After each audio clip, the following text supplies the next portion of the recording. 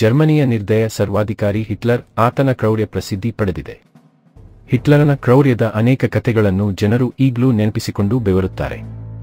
ಆತ ನೀಡಿದ ಕಷ್ಟಕ್ಕೆ ಸಾವಿರಾರು ಕುಟುಂಬಗಳು ಸರ್ವನಾಶ ಕಂಡಿವೆ. ಹಿಟ್ಲರ್ ಒಂದಲ್ಲ ಎರಡಲ್ಲ 6 ಮಿಲಿಯನ್ ಯಹೂದಿಗಳನ್ನು ಕಗ್ಗೊಲೆ ಮಾಡಿದ್ದ. ಹಿಟ್ಲರ್ ಮಾಡ್ತಿದ್ದ ಕೊಲೆ, ನೀಡ್ತಿದ್ದ ಹಿಂಸೆ ಸೇರಿದಂತೆ ಆತನ ಡ್ರೆಸ್, ಆಹಾರ, ಸೆಕ್ಸ್, ಗರ್ಲ್ ಫ್ರೆಂಡ್ ಎಲ್ಲವೂ ಈಗಲೂ ಚರ್ಚೆಯಾಗುವ ವಿಷಯಗಳಲ್ಲಿ ಒಂದು.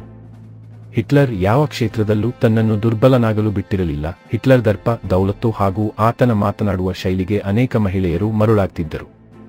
ಹುಡುಗಿಯರನ್ನು ತನ್ನತ್ತ ಆಕರ್ಷಿಸುವ ಶಕ್ತಿ ಹಿಟ್ಲರ್ಗೆ ಇತ್ತು. ಅನೇಕ ಹುಡುಗಿಯರನ್ನು ಪ್ರೀತಿಸಿದ್ದ ಹಿಟ್ಲರ್ ಶಾರೀರಿಕ ಸಂಬಂಧ ಬೆಳೆಸುವ ವೇಳೆ ಎತ್ತಿನ ವೃಷಣದಿಂದ ತಯಾರಿಸಿದ ಔಷಧಿಯನ್ನು ಬಳಸುತ್ತಿದ್ದನಂತೆ. ಅಡಾಲ್ಫ್ ಹಿಟ್ಲರ್ ಪುರುಷತ್ವಕ್ಕೆ ಹೆಚ್ಚು ಮಹತ್ವ ನೀಡಿದ್ದ. ಒಬ್ಬ ಮನುಷ್ಯ ಎಷ್ಟು ಪುರುಷತ್ವ ಹೊಂದಿದ್ದಾನೋ ಅಷ್ಟೇ ಪ್ರಭಾವಶಾಲಿ ಎಂದು ಭಾವಿಸಿದ್ದ. ಹಿಟ್ಲರ್ ಬಗ್ಗೆ ಅನೇಕ ಪುಸ್ತಕಗಳಿವೆ. ಒಂದು ಪುಸ್ತಕದಲ್ಲಿ ಹಿಟ್ಲರ್ ಸ್ವಭಾವ, ಆತನ ಸ್ನೇಹ, ಮೊಂಡುತನವನ್ನು ಬರೆಯಲಾಗಿದೆ. ನಿಜವಾದ ಸ್ನೇಹಕ್ಕಾಗಿ ಅಸಮರ್ಥನಾಗಿದ್ದ ಹಿಟ್ಲರ್ ಪ್ರಕ್ಷುಬ್ಧ ಇಂದ್ರಿಯವಾದಿ ಎಂದು ಪುಸ್ತಕದಲ್ಲಿ ಪ್ರತಿಪಾದಿಸಲಾಗಿದೆ. ಮೊಂಡನಾಗಿದ್ದ ಹಿಟ್ಲರ್ ಆತ್ಮವಿಶ್ವಾಸದಿಂದನೇ ಮಹಿಳೆಯರನ್ನು ಸೆಳೆಯುತ್ತಿದ್ದ.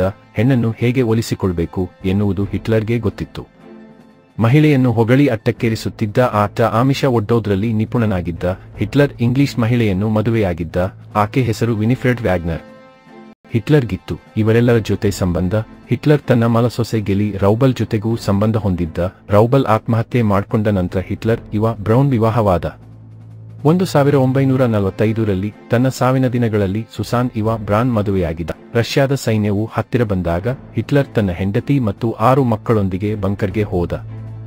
ಅಲ್ಲಿ ಅವನು ಗುಂಡು ಹಾರಿಸಿಕೊಂಡು ಆತ್ಮಹತ್ಯೆ ಮಾಡಿಕೊಂಡ.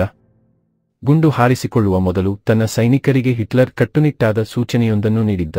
ಆತ್ಮಹತ್ಯೆ ಮಾಡಿಕೊಂಡ ಮೇಲೆ ನನ್ನ ದೇಹದ ಮೇಲೆ ಮದ್ಯ ಸುರಿದು ಇಡೀ ದೇಹವನ್ನು ಸುಟ್ಟು ಹಾಕುವಂತೆ ಸೂಚನೆ ನೀಡಿದ್ದ. ಪತ್ನಿ ಮತ್ತು ಮಕ್ಕಳಿಗೆ ಸೈನೈಡ್ ನೀಡಿದ್ದ ಹಿಟ್ಲರ್.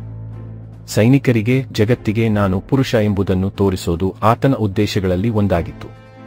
ಹಿಟ್ಲರ್ ಬಾಲ್ಯವನ್ನು ಅತ್ಯಂತ ಕಟ್ಟುನಿಟ್ಟಿನ ವಾತಾವರಣದಲ್ಲಿ ಕಳೆದಿದ್ದ.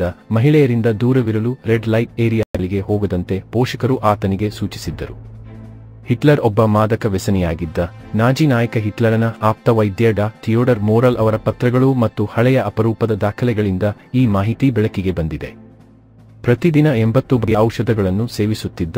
ಆಂಫೆಟಮೈನ್ಗಳು, ಬುಲ್ ಸೆಮೆನ್, ಇಲಿ ವಿಷ ಮತ್ತು ಮಾರ್ಫಿನ್ಗಳ ಕಾಕ್ಟೈಲ್ ಆತನ ಮಾದಕ ವಸ್ತುವಿನಲ್ಲಿ ಸೇರಿತ್ತು.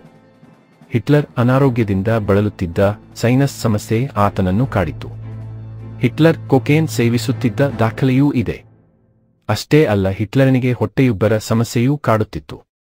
ವಾಯು ಮತ್ತು ಸೈನಸ್ ಸಮಸ್ಯೆಯನ್ನು ಗುಣಪಡಿಸಲು ಅವನು ಒಂದೇ ಬಾರಿಗೆ 28 ಔಷಧಿಗಳನ್ನು ತೆಗೆದುಕೊಳ್ಳುತ್ತಿದ್ದನಂತೆ.